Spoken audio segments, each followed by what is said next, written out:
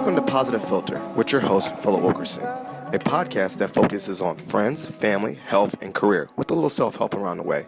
Please join me in this journey for self-improvement, and I hope that what I have to share will make you a better person, thus making the world a better place.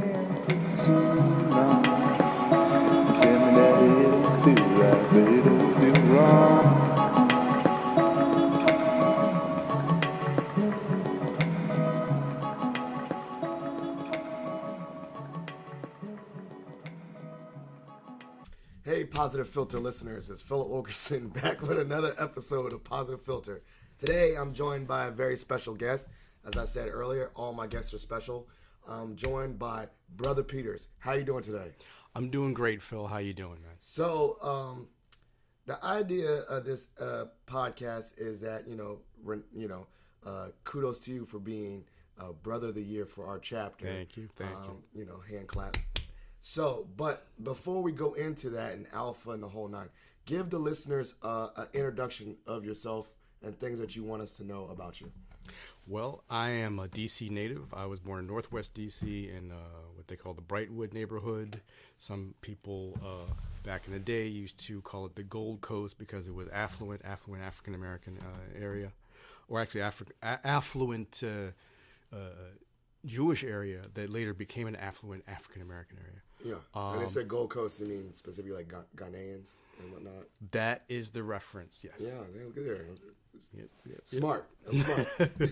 Okay, so you grew up there in D.C. Right. My mom and my maternal aunt, they are from Virginia. They're from Richmond. My grandmother's from Surrey County, Virginia. My dad actually is from Soweto. So, can you give the listeners where that is? Because I don't know. Oh, Soweto is a township in South Africa. It's South Africa. Okay. So back when there was apartheid, you had the Southwest Township. That's what Soweto stands for. It's an acronym. Okay. And then right now he's living in Johannesburg. Okay, so you got your pops is in South Africa. Okay. That's right. And then so you grew up in D.C. Yeah. And then I went and got a bachelor's and master's from Illinois Tech, and then a master of science from University of Chicago. I lived and worked in Chicago for almost 20 years. And while I was there, I worked for blackvoices.com, which used to be part of a Tribune company. It was a social networking site back before people called them social networking sites. So is it like Black Planet? Remember that? That was one of our top competitors, yes. It was a competitor. Mm-hmm. So did you ever have like a Black Planet page, or you couldn't have it because they were competitors? Well, we had to investigate our competitors and do business intelligence. So yes, I had a Black Planet page. What was your name? I don't even remember. It's been so long, man. Were you trying to get on girls in it? No. It was strictly business. Okay. So you worked for what's called Black Voices, pre-Facebook per se. Right. Social media site specifically for people of color, correct? Specifically, well, it was a niche market, yes. It was filling the niche market for African Americans. Okay. And then you do that, and then what happened afterwards?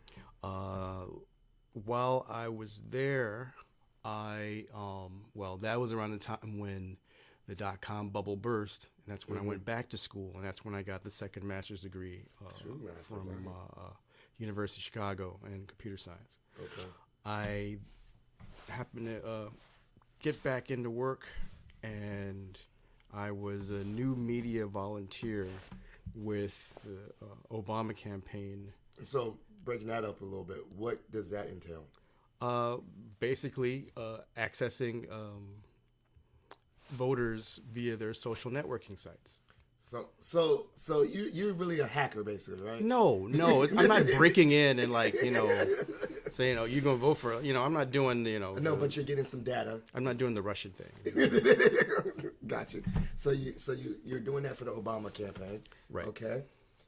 Was this a paid position or a volunteer position? I was a volunteer. Gotcha. And then, and so going from there, so you're really heavily, computers. I want to dial it back a little bit because I've seen that. When did you start really liking computers then? Because obviously that's a big part of your career. And oh my goodness. I would have to say that I credit my grandmother for that because at a time when I was a toddler, she had gone back and had gotten her master's degree. That's big. And I found out later in talking to her, she got it. It was actually an MBA. And during that time, she was trying to get me into different sort of computer camps and computer. Remember that computer camp, computer club, all the computer stuff. Yeah, that type of stuff. Yeah, so and then I got a I got a Commodore VIC-20 back in the 80s. Oh, yeah. I mean, it's pre me. Oh, so. that's pre you. Okay. Yeah, I don't know. So back in the before time, in the ancient times when we, these PCs that we use, they ran on Steam. Yeah. I got a very clunky sort of one piece, like you have a CPU and you have a keyboard. Yes. Basically, the CPU was fit into the keyboard. Okay, it was under a screen, like a big screen. There was no screen. You plugged it into your television. Oh man, like Atari. Yes. So when did you get that? In the obviously 80s. That was in the 80s. That was like 84, 83, around there. And then I upgraded to a Commodore 64. You see. So Commodore was a company, Commodore Business Machines. Yeah. And then I upgraded from the VIC-20, which was sort of the clunky early version. Then there was the more advanced 64 that had the sound interface device chip, so you had better sound, and you could work with graphic elements called sprites. Okay. And you're really dating. You're really making me feel really old. Yeah, I'm gonna have to Google all this later. So that love for computers was, part of your family. Your family supported that, and then you found that you wanted. When you went to college, you were like, "This is the major I want to do." Actually, when I went to Illinois Tech, this was after graduating from Duke Ellington School of the Arts. Okay. And I'm learning so much. Okay, when you did Duke Ellington School of Arts, were you acting or music? I didn't do performing arts. I did visual arts. So that meant drawing, painting, sculpting, photography, that type of thing. Oh, man. And we were big comic book nerds. Okay. So which one was your favorite? Well, my favorite character? When you was back then? Back then probably would have been like Spider-Man or Superman. Nothing. Learning right now, just realizing, you're the pivot king on our group chat. But during this podcast episode, I'm probably going to do a lot of pivots because I'm learning so much about you. Like, First of all, shout out to my sister. She went to Duke Ellington, so I'm learning more about you too. Oh, really? What did she major? She was doing the performing arts, the theater part. Oh, yes. So that was her thing. But so you were doing that. You were at Duke Ellington with graphics, drawing, while still doing some of that computer stuff at home, right? I didn't do... well, at home, it was playing games, and there used to be... Oh, boy. Really feeling old. There used to be a magazine called Family Computing that would... My grandmother ordered that for me, and that came in the mail every month. And they had programs that you'd write in BASIC. So, like, there's like Microsoft Visual Basic. Yeah. There was Commodore Basic. So you make line by line. Line by line, yes. Go-to statements. 10, 20. You had line numbers. And commas and everything made a difference. And you were doing that. You were using that. And were you using that in an artistic way, like making graphics out of that, or you were doing codes? What were you doing with that? At that point, it was just doing very simple programs that were pretty much almost like textbook exercises for a beginning programmer. Yeah. It wasn't until later, it wasn't until the advent of the web in the 90s when I was in college that I really was able to pull like the graphic design expertise and the technology expertise together. Because, first of all, I was in a weed out course during the summer. Weed out course as in it was extremely difficult, and they wanted people to like drop it. Pretty much for computers. It was a really advanced C++ course. Yeah. And so then I kind of felt like, well, maybe I'm not cut out for this. And besides, I was at Illinois Tech in their design program, so I had gone down the arts route. Gotcha. And had done things with like product design, and so I know how to use a lathe in the shop and build mock-ups and things. Yeah. But I always had the idea in my mind from what my grandmother told me and what other kids were doing, the cool kids, the cool nerds, Yeah. were doing with computers. And so I kind of hung out with them. A lot of the design students at Illinois Tech, if they got their first computer, it was a Mac. My first computer was a PC. Gotcha. And so I hung around with the engineering students. And actually, one of my closest friends from that time, who was an electrical engineering student, who I also knew from DC because we had like PSAT prep programs to Yes. prepare you for the SAT Yeah. and PSAT, and he was in one of those programs, Right. and so I knew him from DC. those days from DC, and we happened to go to the same college, and we just hung out as friends there, and he actually went on and plays Alpha. Oh, okay. Small world. What's his name? Brother who? Isidore Okoro. Dope. So shout out to you. You have to send this episode to him. So we're fast forward. So you're doing computers. You've done it politically. You've done it in a pre-social media era, and that's where you found your your career and a stability and found passion. I really found my career where things really came together for me was, let's see what happened. I bombed on the Weed Out course. Okay. I was still doing, sort of graphic design stuff, product design stuff. I actually fell ill, which is one of the reasons why I didn't get to pledge Alpha in undergrad. Yeah. I fell ill. I had like a stomach ailment, and I came back to the DC area, and I went to Howard University to have some procedures done. And now I'm all well now. I'm fine now. But back then it was a tough time. But I still pushed to get back into school after 6 months of being out. And while I was back, that's when I would go to the computer lab at college, and people were messing around with this thing called a web browser Yeah. called Mosaic. I remember that. Okay. And they were surfing this thing called the web, and it wasn't the clunky sort of, when you go to the library and you have like the terminals, the ominous black screen with the glowing green type. Yeah, that thing. Yeah. That was not user friendly at all. You had something that looked more like what we see today when we do word processing, and people were using that to navigate the same information, the same data set. It's just that it was more user friendly. And then you had hypertext links and all this stuff. And then people were creating home pages, so you get a little account on like a Unix machine or whatever the server is, and you would set up something. You put like, "Hi, my name is Mark." And then you could put a little picture next to it. You could put a little frame around the picture. And so I started messing around with this stuff. Somebody gave me a short 2-page primer on like HTML. I messed around with that, in my free time over the weekends. And then I just progressed from there more and more until the summer of '96, Microsoft came a-calling. Yeah. And I got a summer internship in undergrad with Microsoft. There you go. So from there, I was one of the few students from the design school at Illinois Tech at that time, and I was the only black student who went out to Redmond. Redmond, California, right?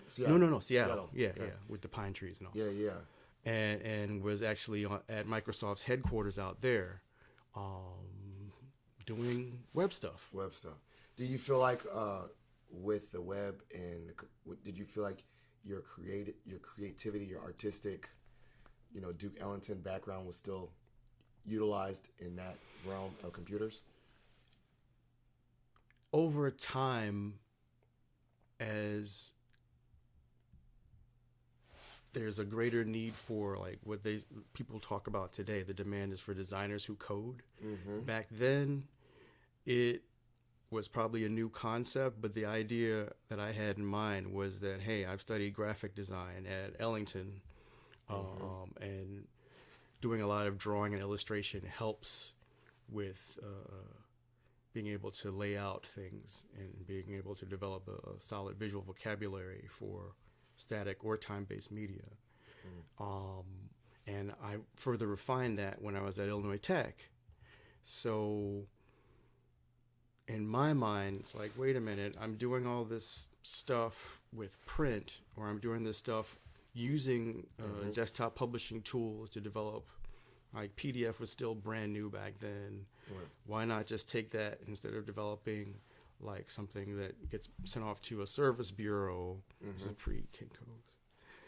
Why not develop the same type of layout or what you could reasonably pull off, which you could reasonably create, given the technology back then, for a home page, for a web page. And so that sense of graphic design layout, I try to take that into web design. Or since I was in a lot of product design courses, the web is a product, or the certain websites now are considered applications, Right. Web applications, software applications. And so those applications are products. Why not think about it from a product design perspective as well? Yeah, aesthetics. Right. Right. So we got that. I'm really gonna we're gonna pivot. We're gonna pivot.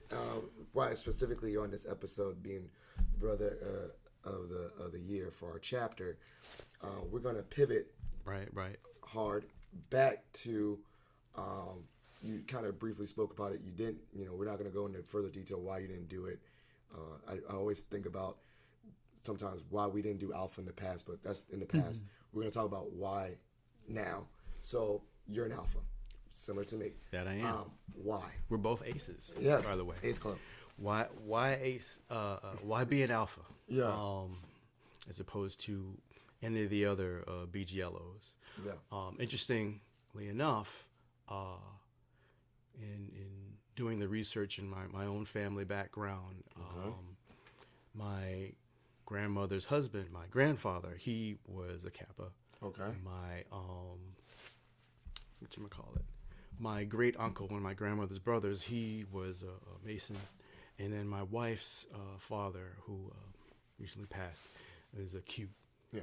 So my dad's a Q too, so Right. we're all over the place. And then my grandfather, similar. My grandfather on my mom's side was a Kappa, so I'm all over the place too. So Right. go ahead. So But the thing about Alpha was that, well, first of all, they had a very strong presence on Illinois Tech's campus. There was a chapter there, New Row was the chapter. And in terms of the other BGLOs, the presence was not quite as strong. okay. I don't think there were any, I didn't see any Qs around there at all. Okay. I saw, a handful of Sigmas, a handful of Kappas, but when it came to which one, they were right there in front of me. But going further back into my childhood, what I can remember distinctly was, like I was in a Bright Hood neighborhood. I switched around to different elementary schools. Like at one moment, I was at Edmund Peabody in D.C. Okay. Then I was at Brightwood Elementary and that was probably one of my better times in elementary school life. And then I went off to Shepherd Elementary. And while I was at Shepherd, they had this after school program, and they had people who would watch over us until our parents would come and pick us up. Yeah. Okay. Like SAT. Right. Similar. Right. And I believe they were college aged people Okay. watching over us. And what I can distinctly remember was that there was this one man, young man who was kind of a tallish guy, very tan, and he had a satin black starter jacket with some looked like yellow symbols and things on it that I didn't recognize and understand and pay attention to. And he was a little bit quirky. Like one of the games I used to play on my Commodore VIC-20 was Star Trek. And he would whistle the theme to Star Trek sometimes when we were, sitting there, and we were waiting for our parents to pick us up. And then there was this other lady, also college age, who,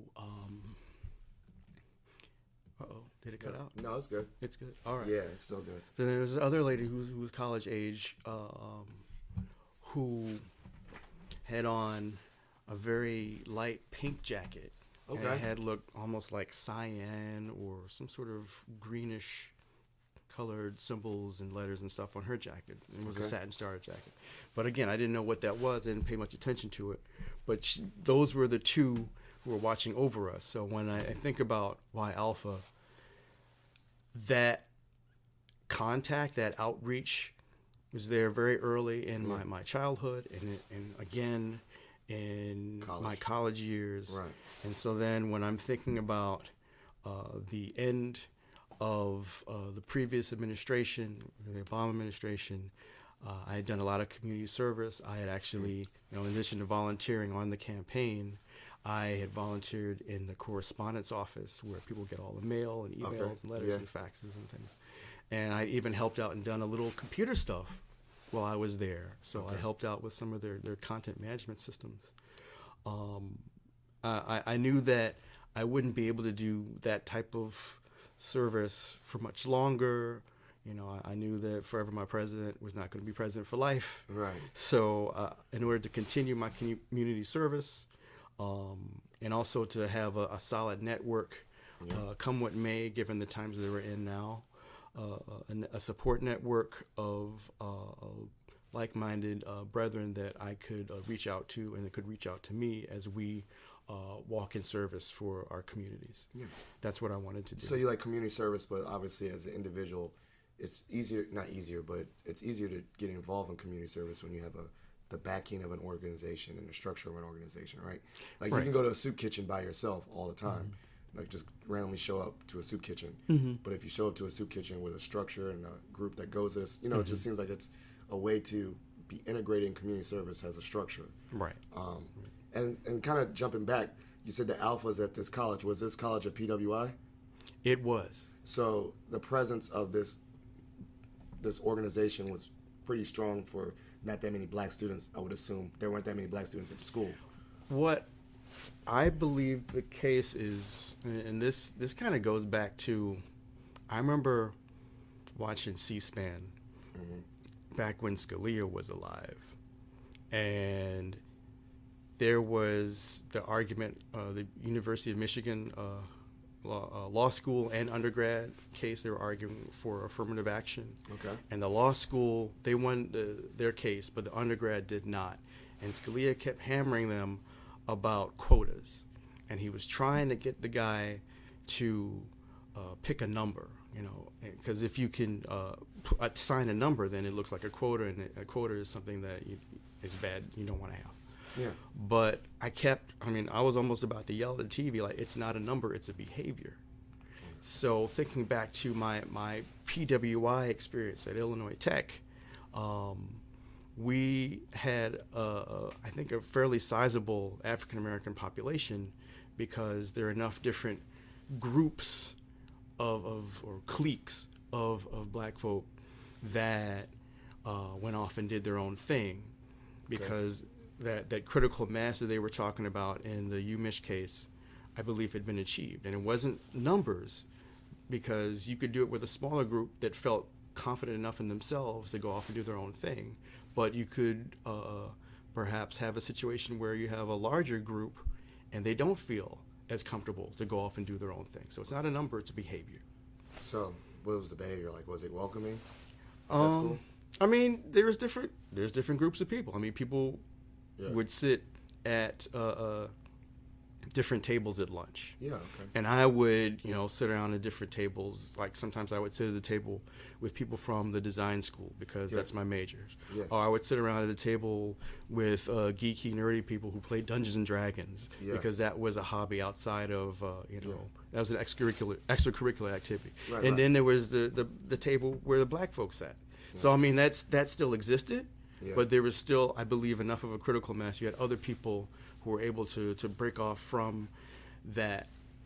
I won't want to call it monolith because it wasn't so much of a monolith, but they were able to break off from that particular group into other subgroups based on affinities. Right. And then you said the Alphas were doing things on campus where they just had community service and Black and Gold, Miss Black and Gold and stuff like that. I remember a lot. From things you remember. I remember a lot of frat parties. Okay. And at these frat parties, you'd see the other BGLOs. Yeah. I saw back then it wasn't Divine Nine. It was, I believe they called it Elite Eight. Okay. Because, people didn't. So I never saw any IOTAs back in undergrad. Yeah. But there were other organizations that I wasn't quite familiar with. I actually saw my first Latino frat, Sigma Lambda Beta. What else? And outside of the party, there'd be a table, and there'd be guys selling books from the Black Bookstore. Yeah, okay. That type of ISIS papers or things like that. So that was cool. So we're pivot. So you definitely said, okay, I wanted to find something that's doing community service. You said our president's not going to be here forever. Talk a little bit about you said volunteer experience, manhood training and ministry. Talk a little bit about that. Oh, well, that's one of the things that I was doing prior to Okay. Alpha, and I probably need to get back to. The church that my aunt frequents from time to time is the 19th Street Baptist Church up in D.C., in Northwest. And I have been known to go with her when she goes.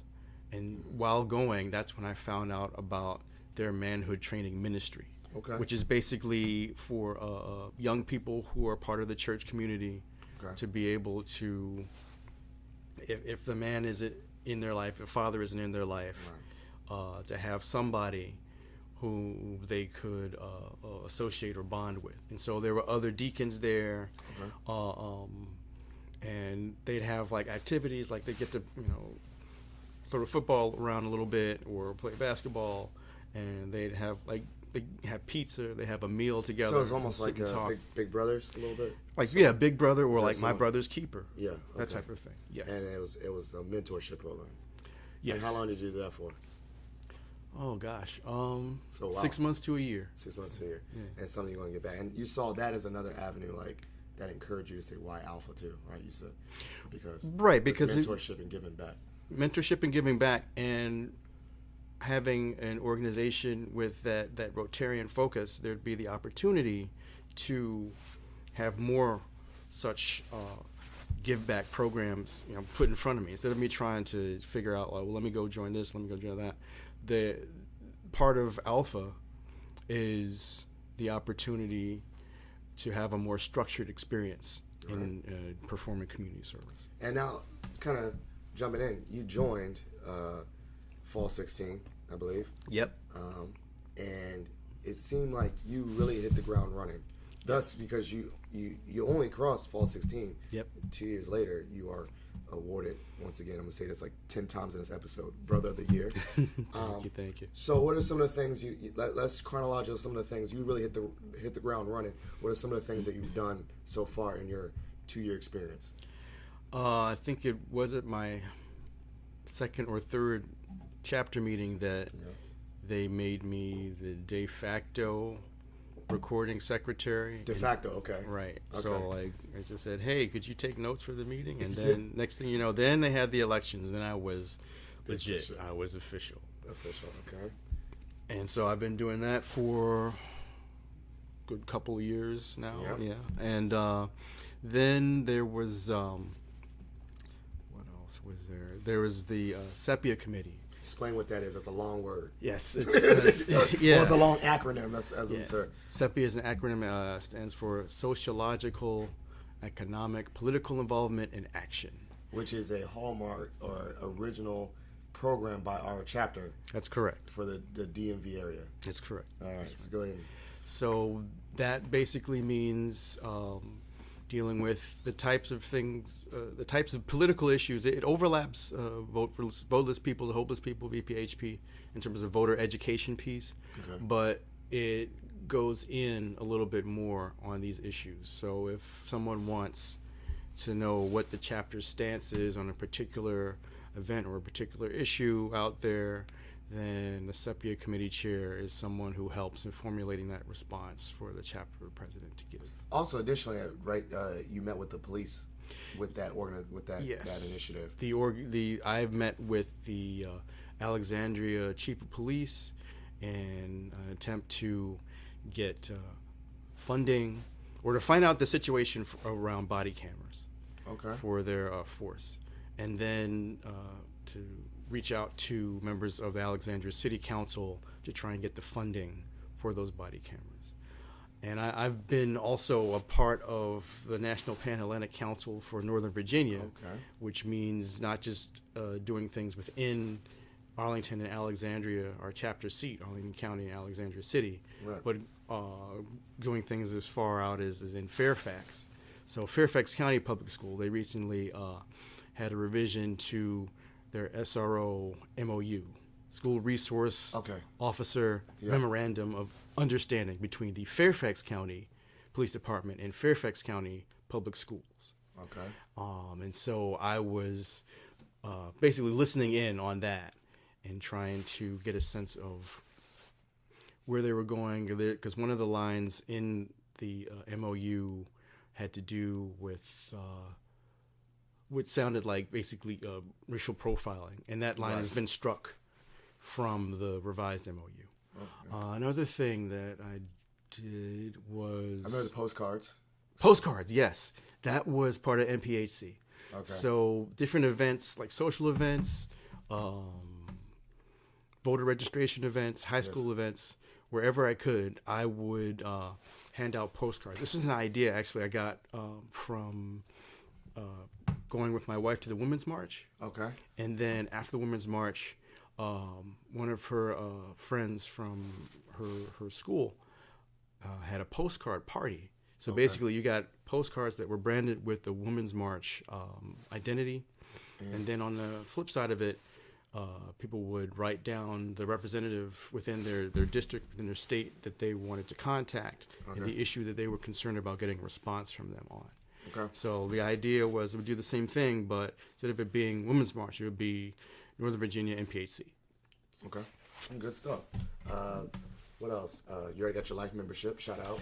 Thank you, thank you. If you want to, contribute to my GoFundMe or my PayPal, feel free. I'll put the link in the. No, I'm just messing.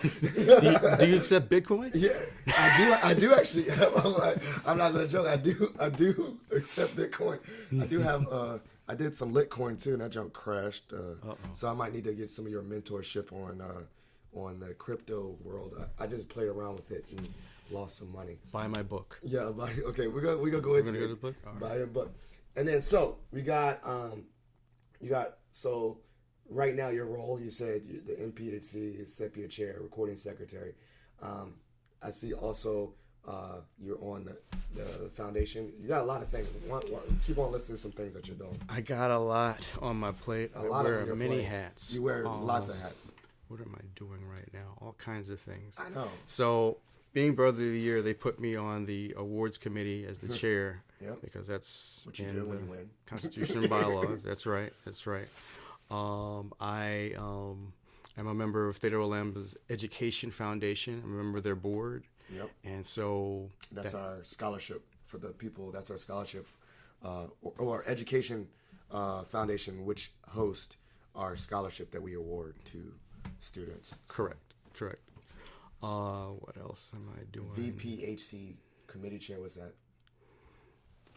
Where is that? That's the NP. Oh, voteless people is a hopeless people. VPHP. Gotcha. That's what it should be. So voter registration. One of the things that we did this past election cycle is, as the chapter's VPHP committee chair, I reached out to members of NOVA NPHC. I'm also the social committee chair over there.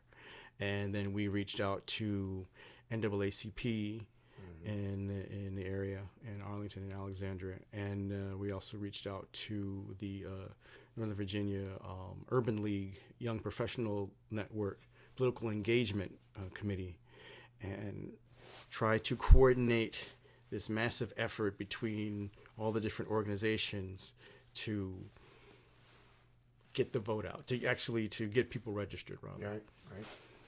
And I remember we also did some on campus at George Mason. That's right. Getting some votes. That's right. So you got a lot on your plate. How do you do all this? Quite honestly, how do you? I have to be very good at managing my time. Right, because a lot of this is committee work and night work and things like that. I would actually give you kudos. I believe, and this is my point of view, the reason why the chapter chose you is that you didn't just say, I'm going to be, an alpha and not do things. You literally went head first and did lots of activities. And quite honestly, you are the person that, you don't have to worry, like Mark's involved. You're involved. So, but the thing is, how do you, with all these things that you have on your plate, how do you prevent burnout? And obviously, like burnout in work, but how do you still find this this enjoyable? I find it enjoyable. I'm saying it's a lot, man. I feel that and it's volunteer. You don't have to do any of this stuff. I feel that it's necessary, and that it is one of the things that I almost kind of I have the sense of a duty, to whom much is given, much is required. And I feel very fortunate for the blessings that I've received in this life. Yeah. And I think that I'm due a couple more. Yeah. But in the meantime, I have to do work to either pay forward for the blessings I'm about to receive or to be grateful for the blessings that I have received. And then when I think about Alpha, I think about the great alphas before us, the who's who in civil rights, Reverend Brother Dr. Martin Luther King Jr. from Sigma chapter. You have Thurgood Marshall. You have Charlie Rangel. You got Roland Martin. You have Justin Fairfax, our lieutenant governor. You have Dick Gregory. You have Frederick Douglass. You got Cornel West. So when I think about all these great alphas, and I think about the type of service and type of history that they have made, I kind of feel like I need to live up to that standard. They set a high bar that I have to meet. Okay. And so moving forward, we talked about a lot of things that you're involved in. Mm-hmm. What are some some endeavors or, even big dream goals that you have? Well, accomplishments that I want to go back to the book. Pivot. So you talked about, that's right. I'm pivoting. Pivot. Yeah. Woo. I have a book. It's on Amazon, a Kindle book, Blockchain Revolution, Bridging Multiple Divides. There are a number of books out there that have blah, blah, blah. Yeah. There are a number of books out there that have Blockchain Revolution in the title, but the subtitle, Bridging Multiple Divides, talks about, go buy the book and you'll find out. For the price of a Happy Meal, you can buy a 60-page white paper on crypto and blockchain, but in Bridging the Multiple Divides, you're going to find out that there is a white paperish sort of idea that a developer could take and build something akin to a social networking site. But it has other concepts rolled into it that I'm hoping, if they're implemented properly, would foster community. And then another thing that I am proud of that I'm still working on is I do have my own LLC where I could do, where I could take on contracts in web development. It's called Peter's Full Stack Applications. And what else do I have? Future plans? Yeah, future plans. Yeah, talk about. So obviously we're campaigning. Yeah, I'm campaigning to be Brother of the Year for Vagabond Path. There you go. There you go. You'll own it, man. That's it. There's a campaign. We're gonna make a poster. We're gonna make a science fair poster. Science fair project. That's right. So the ideas for the future. Maybe like some things that you want to do with Sepia. So you already met with the police chief, or police for the body cams, and you said that you did look for funds. What would be the next steps for this? Let's go about some things for that. That might be interesting. The next steps would be revisiting the Alexandria City Council to get a sense of where they are in terms of procuring funds. Okay. And then also looping back to ACPD to see if they've received anything or if there are any other issues. One of the issues that came up from that meeting, I recall, was that there was one vendor for body cams that had created a barrier to entry for other vendors, and so that meant that the price was prohibitive to deploy the body cams across the entire force. And so one of the ideas that we were thinking about is maybe it's not necessary for the entire force, but just those members of the force who go into very hot spots, go into areas where there are a lot of incidents that perhaps would be so they're really expensive. Not everyone needs them. We need to budget who would need them more. Right, and so like I give you one, and you're going into an area that is known for a lot of activity, and we want to document that so that everybody knows that the force is doing things at above board, and that the people that they are interviewing, say in a Terry stop, that it's a legitimate Terry stop, and that everything is out there for everyone to see. Gotcha.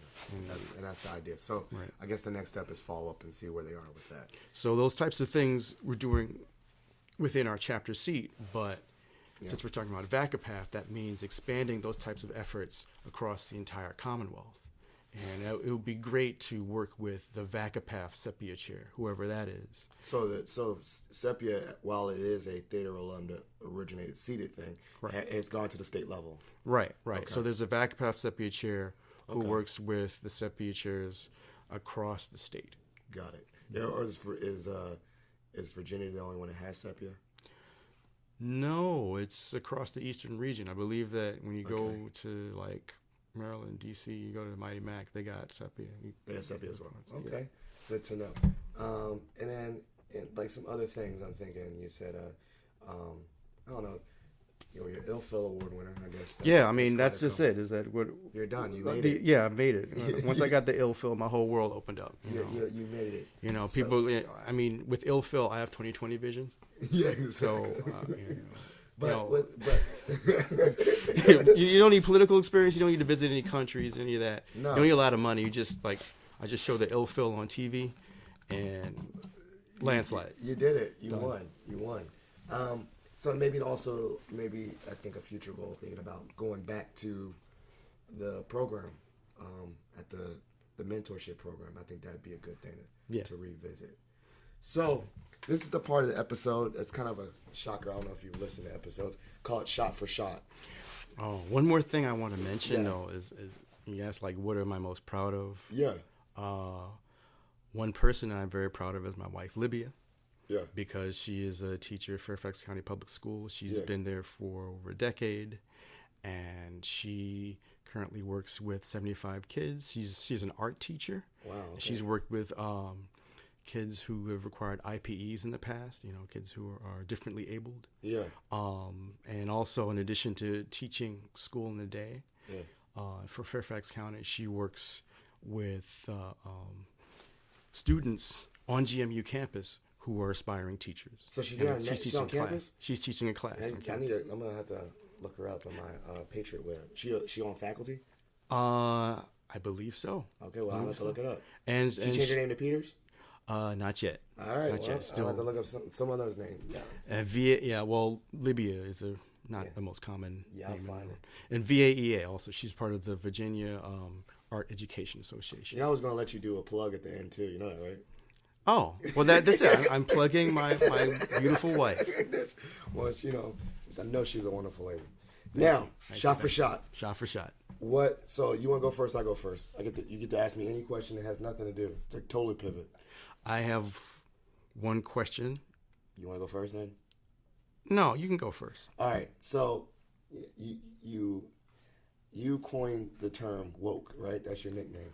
Oh Lord, I did not coin that term. That was I know another brother who coined it. So I've adopted it. So with that being said, in layman terms, what does woke mean to you, and how would you explain it to someone who's not woke? Oh Lord.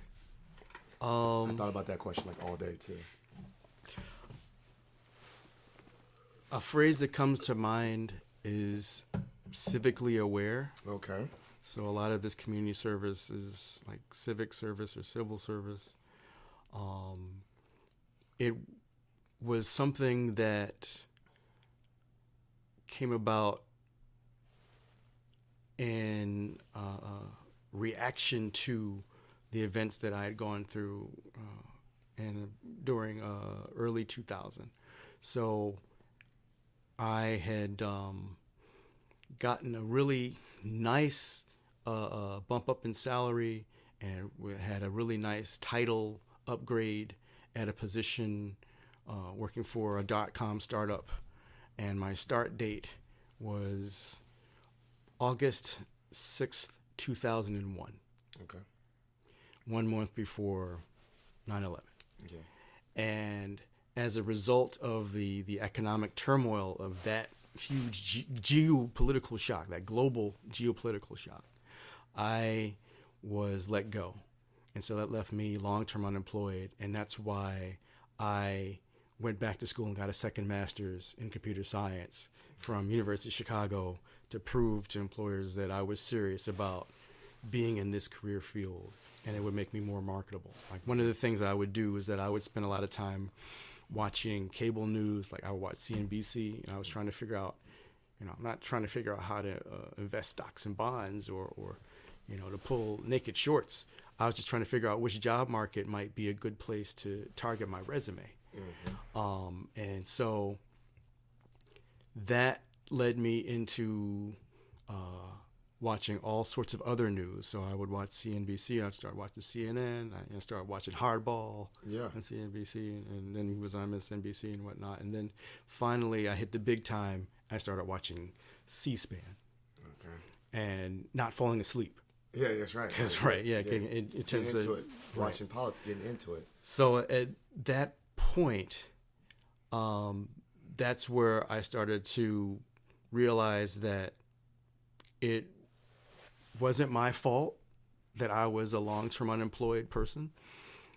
That I can do things to make an effort, but really that there's a whole system in place, and that there are policymakers who are moving things in a certain direction that can either be beneficial to you or deleterious to your progress in your career and in your life.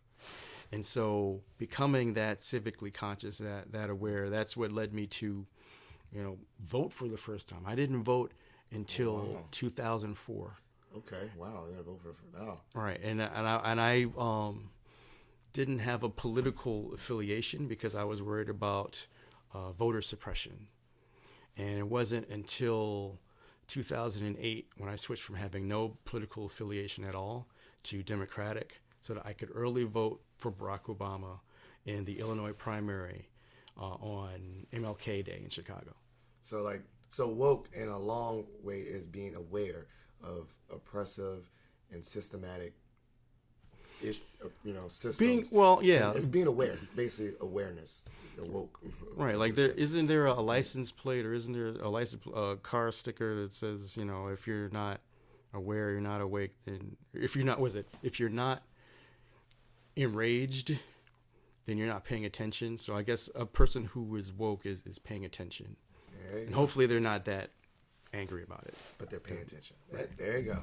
That's what woke means. All right, so you got your question for me. Oh, yeah. What was the turn of events that inspired you to create the Ill Phil? Oh, okay. Well, so I used to work for admissions and as a transfer counselor, and I was making these awards for transfer students. Like, congratulations, you got into VCU. And I was writing these awards, and it was like a little certificate that I would hand to the students, like, because I would do this thing called on-site admissions, meaning a student would come to me, I would look at their transcript in their face, like cut open their envelope, look at their transcript, and on the spot, I would tell them if they got in or not to VCU on-site. So I was doing these certificates after they say, "Oh, you got a 3.0." I looked there, you're in the VCU. I'd write their little name in the certificate, say, "Show this to your mom and dad just to show you got in," but then you'll get your real admissions packet. Right. So I was doing that, and then I realized, like, I'm bored. Surprise, surprise. I do random things when I'm bored, or I'm a random person. Right. So I was like, you know what? I'm gonna just start writing certificates for my coworkers. I'm just gonna walk up to them, and just as a token of appreciation, I was gonna write their name and say, "Congratulations, you're Ill Phil award recipient," as a joke. So I handed off a couple. There was no picture, nothing. I just handed it to him, and I was like, So I was like, I told one of my friends, like, "Oh, I'm about to hand this one to this guy," and he's like, "Yo, let's take a picture of it." And I was like, "All right, that sounds funny." And I was like, "That's even worse. Let's video it and me like clap really obnoxiously and say like, 'You won,' and hype it up." And then I realized that it was fun. It was fun for me to just randomly like give out awards to people that had no context. There was nothing like, it's not, it's like the biggest inside joke, but I'm the only one that finds it funny. So I went to Kinko's and I was like, I like doing this, and I printed off 150 of them, and then I just started handing them out to people, and then people started liking them, and then I was like, this is funny, and then I started mailing them to people. Like, do you mail anybody famous? I did it to the Obamas. Oh Lord! I mailed the Obamas one. So I might have seen it. I mailed it, and I got the letter. I have it. They wrote, they do the mail correspondence back, which I know it's not them, but it still was dope that they actually. But see, that's the thing. I don't know if it's them or not. Well, and then also I mailed one to Ellen DeGeneres because I was trying to get on Ellen's show, but that never panned out.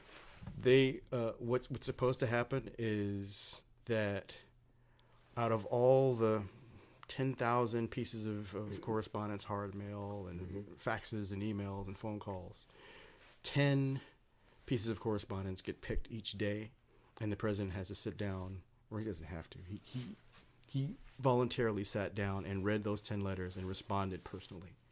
I mean, so somewhere here, I gotta find it. I got it in my special box. I call it my special box where I keep. So you gotta go double check, man. I know, I did. I took a picture of it. I was so hyped that I was like, the Obamas responded back. So that's the famous people is Obama and Ellen DeGeneres, but Ellen never responded. I was trying to get on her show because I like watching Ellen. All the positivity stuff that she does, right? And I wanted to be on Ellen. So if Ellen's ever listening, I want to be on your show. Are you gonna dance? Huh? Offer to dance, and then you probably. Okay, I don't want to dance for it. I just want to give her a award. Because I can't dance anyway. So, but that's really the original. It was a way to show people I appreciate them. And then after a while, I like giving it to people just to say thank you for being nice to me. I think that signs of kindness is not that hard. It only cost me like $1 and some change on a stamp, or for the writing on a Sharpie. So I try to tell people, like, being kind to people is not that hard. It's just it also could be funny. It doesn't have to be that serious. Nothing has to be that serious. Cool. So we did our shot for shot. I want you to do another shout out to your wife and some more shout outs, and then I want you to plug whatever ventures again that you want to plug, and I will make sure to put all this stuff that you plug, your book and stuff, in the show notes so that people can follow up. Oh, great. Well, again, I just wanted to give a shout out to my lovely wife, Libya. She's doing a great job with Fairfax County Public Schools and also at George Mason University. What else do I want to Your book show? on Amazon. That's right. Blockchain Revolution, Bridging Multiple Divides for the price of a Happy Meal. You get to buy. Is that Happy Meal? How much is that? It's like $3. $3, okay. You can buy a 60-page white paper on crypto and blockchain. Okay, and then your company. Yeah, Peters Full Stack Applications LLC. So do you have a website for that business? You should check out pfa.company as opposed to .com. That would be in the show notes. And what do you do with the LLC? Well, not too much right now, but we're growing. It's basically more computer stuff, web development, web design, that sort of thing. Dope. Full stack means basically doing the front end graphical stuff as well as the back end sort of server database stuff. Excellent. All right. Well, thank you so much for being on the show. All those things will be in the show notes. It's been a pleasure. I learned so much more about you. I'm sure the listeners did as well. Thank you for being on Positive Filter. No problem. Thank you. Thank you for listening to Positive Filter, a podcast that focuses on family, friends, career, with a little self-help along the way. If you enjoyed this podcast, please share it with your family and friends, and like the Facebook page, Spreading Positivity of Movement. Thanks for listening.